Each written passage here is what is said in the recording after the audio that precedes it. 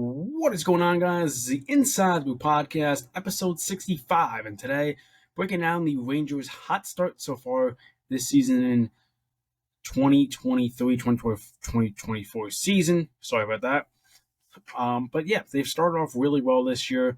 They have a 17-4-1 record as I'm recording this. They have a game tonight against the Ottawa Senators, but I'm recording that before the Ottawa Senators game in case that creates some sort of confusion.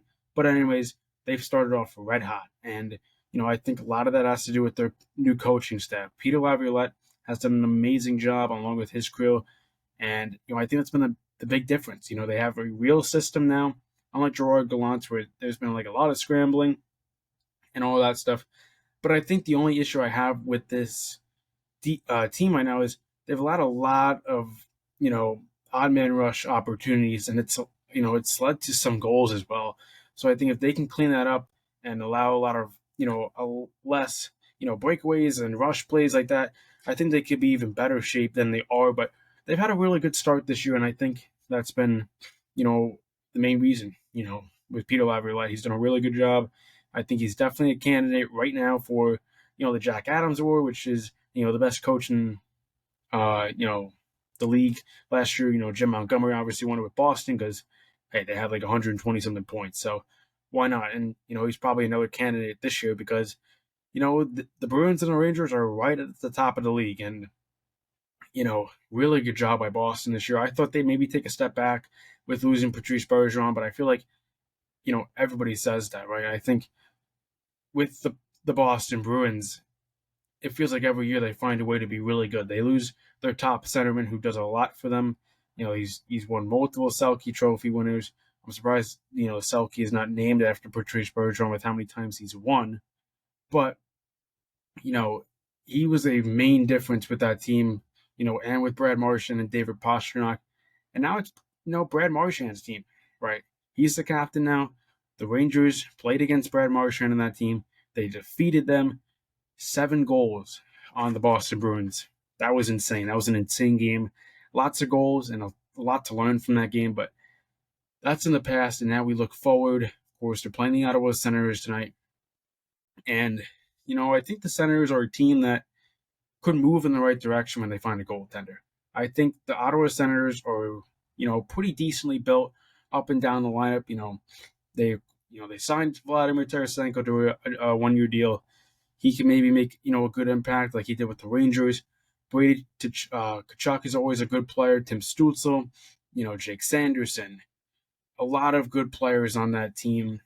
And I think they just need a goaltender, and they could be, one of the better teams in the Atlantic Division, and that can, really compete for a playoff spot, because I think that's their main difference. And that's trading for, any type of goalie in the, the goalie market. Because a lot of teams kind of need a goalie this year. I feel like even with the Metro, the Devils have struggled because of goaltending. Vitek Vanacek has not been the answer, really. Kira Schmidt has been, on and off. And then with the, Carolina Hurricanes, I think Antti Ranta hasn't been amazing. Frederick Anderson is in and out of the lineup because of injuries. And, Korchekov is still very young and developing. I think he was kind of put in a tough spot, right? Even dating back to that playoff series against the Rangers, right? Antti Ranta, not amazing. They bring, Korchekov in, and the Rangers kind of lit him up just because of inexperience. But I think Korchekov has a bright future in this league. But, getting back to the Rangers, they beat good teams this year. It's not like this is a Rangers team that has just beat up on, the bottom of the league teams. This team has beaten top opponents in this league, like the Boston Bruins, the Canucks, the Hurricanes. A lot of good teams this year the Rangers have taken care of. There are 4 losses, 1 to Columbus, 1 in a shootout against Minnesota, 1 against Nashville. And they, I can't even think of the other loss, but I know someone could fill me in the comments. But this team has played well. 17 wins this year, and that's only 25% of the season. They still have another 75%. But yeah, and another thing is Peter Laviolette has gotten off to these starts before in his coaching career. In 2014, I know it's a while back, almost 10 years ago. He went 12-4-2 with Nashville. He had some good starts in Carolina. So, this is definitely good, but, you look at some of the results, some first round exits, some second round exits, and a Stanley Cup in 2006 with the Carolina Hurricanes. So, that's definitely something to take into account when we look later on in the season and, when we look into the playoff picture of, how they, play in the playoffs, because that's really where it matters. These games are super important, though, to win them early, because then you can, have home ice advantage. And I think that's a huge thing for the Rangers this year is getting home ice advantage. When we looked at that New Jersey series last year, they won both of their games on the road. And then when they went back to the Garden, a lot of fans are like, all right, they're at least taking, they're at least, taking half of this. So they'll go up 3-1 and they don't win anything. But I think this team is one of the best teams on the road, and I think they can be a good team at home. And I think if they can continue to play well at home, that's really good for this team. But yeah, we'll see what happens down the road. This offense has been amazing. The power play has looked great once again, and I think that's something that the Rangers have been notoriously good under Gerard Gallant and Peter Laviolette. Their power play has always been good. It's just about 5-on-5, and I think that's kind of the Rangers' weak point is getting goals 5-on-5, but they are scoring enough to win games. So I just figure, why not always get better at 5-on-5, right? I'm not saying they've been dreadful 5-on-5, but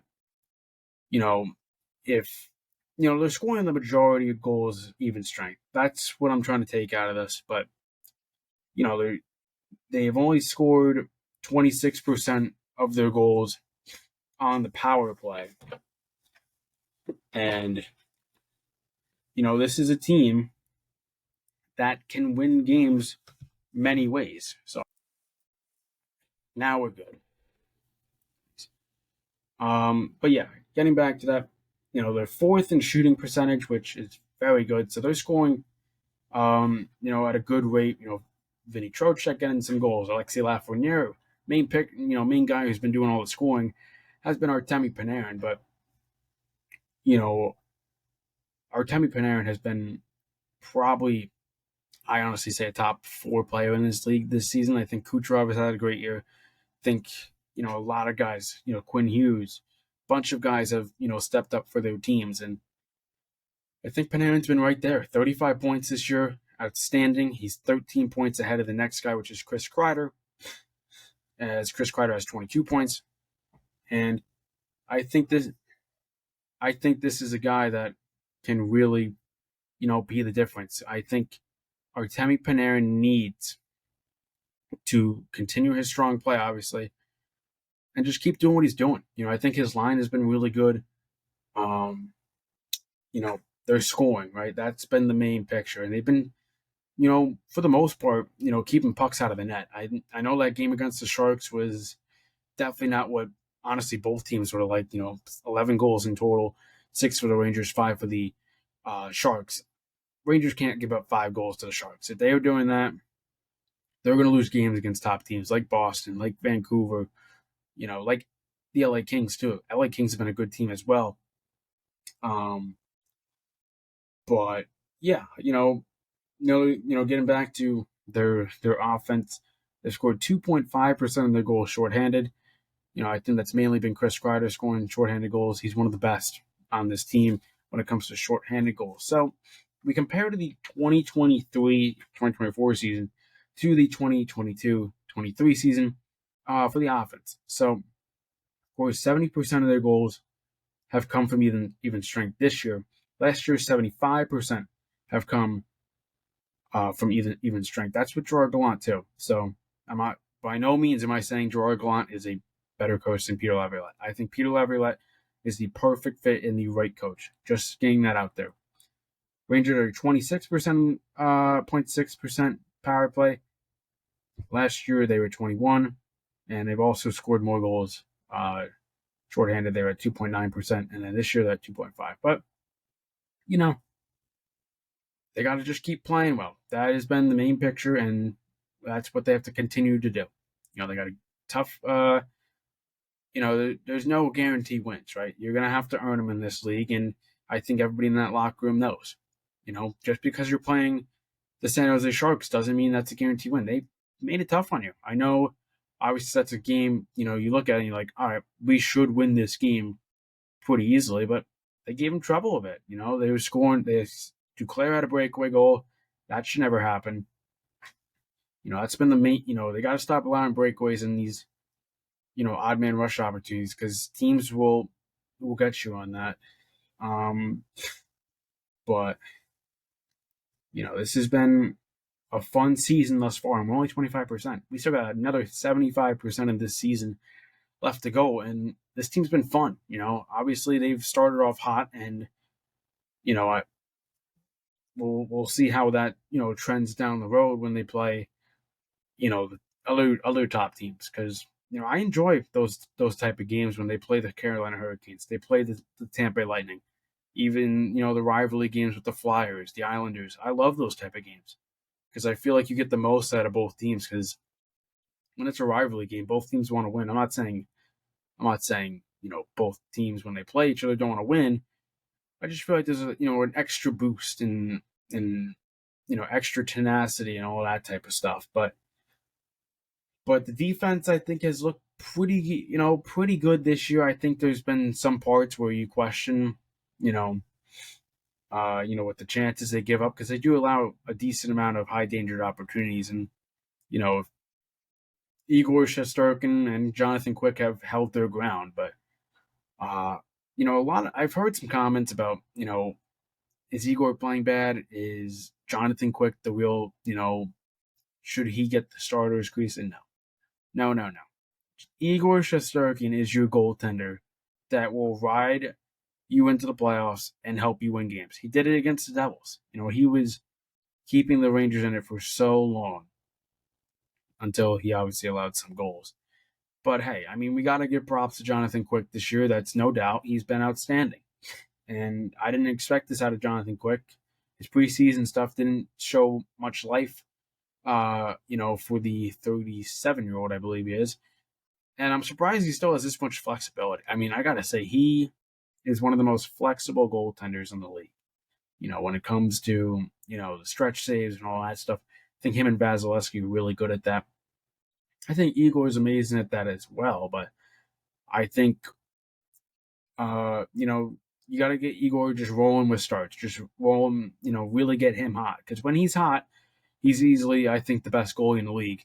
And I'm not trying to be biased, but I think a lot of NHL fans can agree that I think, Vasilevsky, Sorokin, and Igor are easily the top three goaltenders in the league. And then, there's, your tier two with Hellebuyck, Sara, whatever. But hey, man, I think a guy on this defense that has really played well has been K'Andre Miller this season when it comes to being clutch. K'Andre Miller, he scores clutch goals when you need it. You saw it last year. He scored against the Dallas Stars with, I think, less than a second to go. He scores clutch goals, and most of his goals are in the clutch. Obviously he scored one against San Jose to help the Rangers, win over the San Jose Sharks. That's the stuff that he does. He helps you win, and that's what you need. He plays really good defense. He does a lot for this team, and him, Jacob Trouba has stepped up a lot. Trouba, he blocks so many damn shots. It's insane. He put his body on the line, and that's what you want out of a captain. That's what we love about Jacob Trouba. And he's easily up there in terms of defensemen, in terms of block shots. But yeah, I think pretty much everyone. I think Eric Gustafson's been a bright spot. I think a lot of these free agent signings from Chris Drury, who didn't have a lot of cap flexibility, did a really good job. Nick Bonino, I think he leads amongst all forwards in block shots. Tyler Pitlick has been a solid depth piece in the bottom six. Eric Gustafson has been amazing, and when Adam Fox was out, I thought he did a pretty damn good job on the power play. They scored some goals. It's obviously, not Adam Fox, and Adam Fox is finally back, but I think he did a good job. And he also did this back in Washington when John Carlson went down, and he only got him for $800K, and fully expect him to be re-signed whenever they decide on an extension for the defenseman Eric Gustafson. But yeah, to pretty much wrap this video up, is this team has been hot, and I don't see any signs of stopping from this team. They want to win every single night, and they want to win in bunches, man. This team can win in bunches.